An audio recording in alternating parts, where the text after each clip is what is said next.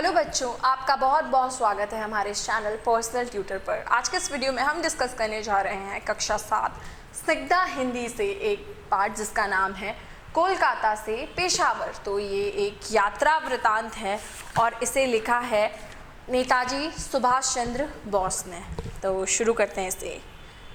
Moscow जाने का मेरा विचार बहुत दिनों से था, किंतु इसका प्रबंध कई महीनों के पश्चात हुआ। तो यहाँ बता रहे हैं कि वो मॉस्को जाना चाहते थे नेताजी सुभाष चंद्र बोस, लेकिन इसका प्रबंध जो है, इसका इंतज़ाम जो है वो कुछ महीनों पूर्व ही हुआ था।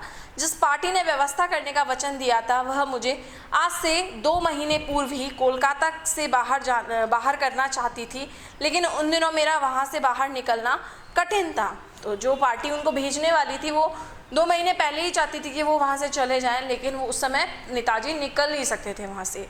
प्रथम तो कोलकाता कॉरपोरेशन में एक ऐसा काम था जो बिना मेरे पूर्ण नहीं हो सकता था। दूसरा, उस समय दाढ़ी अभी इतनी नहीं बड़ी थी कि सरलता से वेश बदल सकता। तो नेताजी सुभाष चंद्र बोस के पीछे जो ब्रिटिश सरकार थी वो हाथ धो करके पड़ी थी। उन्हें वेश बदल कर के जाना पड़ता था कहीं भी। तो उनकी दाढ़ी उस समय इतनी बड़ी नहीं थी कि वो वेश बदल सकें,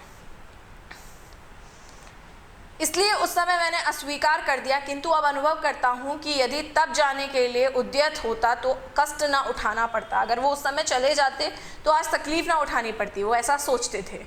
जो मनुष्य उस समय मेरे साथ जाने वाला था उसके संबंध कई यात्रियों से थे।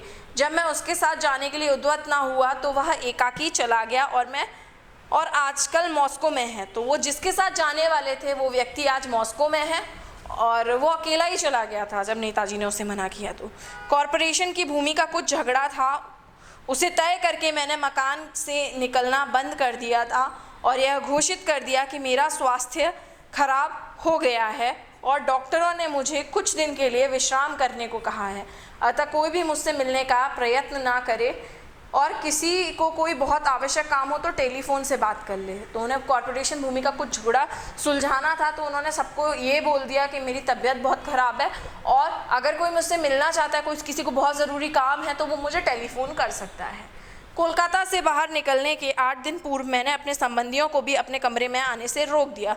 जो नौकर भोजन लेकर आता था उसे भी आज्ञा थी कि भोजन बाहर के कमरे की मेज़ पर रख दे। तो जो उनका नौकर उनके लिए जो भोजन लेके आता था उसे भी अब आज्ञा नहीं थी कि वो आ सके वहाँ।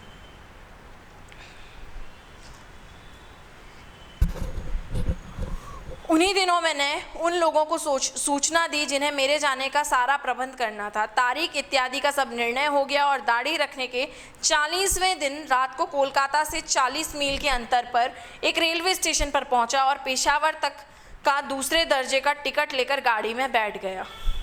उस रात की यात्रा सकुशल भी थी। दूसरे दिन उस डब्बे में एक फौजी सिख आया।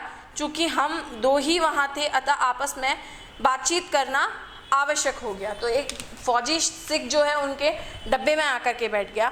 बातों बातों में फौजी सरदार ने मेरे घर के संबंध में पूछा और यात्रा के उद्देश्य के संबंध में भी प्रश्न किया। मैंने बताया कि मेरा नाम जियाउद्दीन है और मैं लखनऊ का निवासी हूँ तथा बीमा कंपनी का ऑर्गेनाइज़र हूँ और दौरे के लिए रावलपिंडी जा रहा हूँ। तो उन्होंने अपना नाम जियाउद्दीन बताया और ख़ुद को लखनऊ का रहने वाला बताया और बीमा कंपनी का ऑर्गेनाइज़र बताया और वो रावलपिंडी जा रहे हैं ऐसा भी बताया। दिन की यात्रा उसके साथ समाप्त हुई। मार्ग में जब कोई बड़ा स्टेशन आता तो पढ़ने का बहाना करके मैं अखबार मुँह के सामने रख लेता ताकि कोई पहचान ना सके। उस समय मैंने तंग पजामा, पंप शू, शेरवानी और तुर्की टोपी पहन रखी थी। ये उनका पहनावा बताया गया है। उस समय वेशभूषा में बड़ी दाढ़ी के कारण उस समय किसी का मुझे पहचानना कठिन था। ऐसा ज्ञात होता है कि उत्तर प्रदेश के किसी स्थान का मौलवी हूँ। मार्ग में कोई ऐसी घटना नहीं घटी जो सुनाने योग्य हो। 17 जनवरी की रात को मैं पेशावर पहुँचा।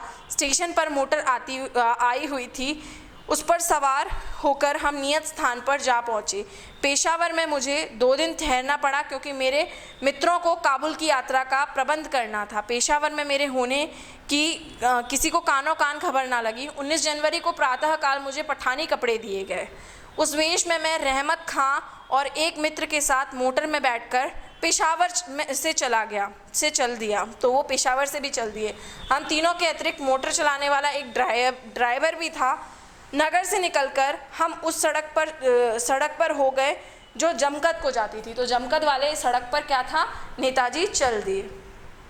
जमकद के दुर्ग से थोड़ी दूर इधर एक सड़क दूसरी ओर जाती थी, उसी ओर हम चल दिए। आखिर हम गढ़ी नाम के एक छोटे से गांव में पहुंचे। तो नेताजी कहाँ पहुंच गए, गढ़ी नाम के एक गांव में, जहां हमने रात व्यतीत की। प्रातः काल में रहमत और दो और पठानों के साथ, जिन्होंने सुरक्षा के लिए बंदूक ले ली थी, काबुल को पैदल चल पड़ा। पेशावर से जो मित्र साथ आए थे वे लौट गए। मुझे मित्र ने पहले ही समझा दिया था कि मैं आपको गूंगा बहरा बना लूं और पागल के समान क्रियाएं करूं मार्ग में। तो उन्होंने बताया कि उनको गूंगा बहरा बनना है और पागलों जैसा व्यवहार करना है। उनके साथियों ने बता दिया उन्हें। मार्ग में जब कभी किसी से बातचीत करने का प्रयत्न किया तो रहमत खान ने मुझे गूंगा और बहरा बताकर मौन कर दिया। आखिर संध्या समय हम भारतवर्ष की सीमा पार कर स्वतंत्र कबीलों से एक छोटे से गांव में जा पहुंचे। यहाँ एक प्रसिद्ध पवित्र स्थान है जिसे अड्डा शरीफ कहते हैं। यहाँ एक पीर बाबा थे जिन्होंने हमारे लिए सब प्रबंध कर रखा था। मार्ग पहाड़ी होने के कारण हम बहुत क्लांत हो गए थे।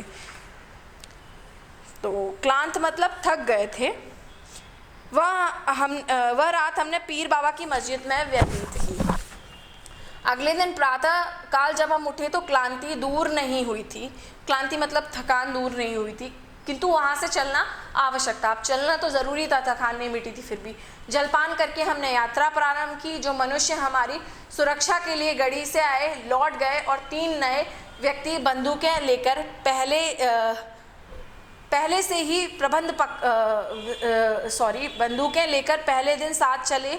पथ दुरूह था, दुरूह मतलब दुर्गम या कठिन, इसलिए उस दिन कम मंजिल तय हुई। कठिन रास्ता था तो वो ज़्यादा चल नहीं पाए। रात को 7 बजे लालपुरा पहुँचे। वहाँ पहले से ही प्रबंध पक्का था। रात बड़ी सुविधा से कटी। हम इतने थके हुए थे कि लेटते ही नींद आ गई। लालपुरा एक छोटा सा गांव है, वहाँ काबुल नदी बहती है। जिस व्यक्ति ने हमारे लिए प्रबंध किया था वह वहाँ का एक बड़ा खान था।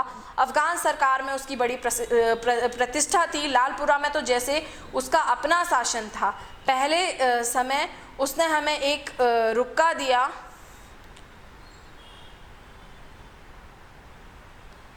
और कहा कि यदि मार्ग में कोई तंग करे तो यह रुक्का दिखा देना। तो रुक्का मतलब हाथ से लिखा हुआ एक संदेश होता है। तो अगर रास्ते में कोई उन्हें परेशान करे तो वो संदेश दिखा दें।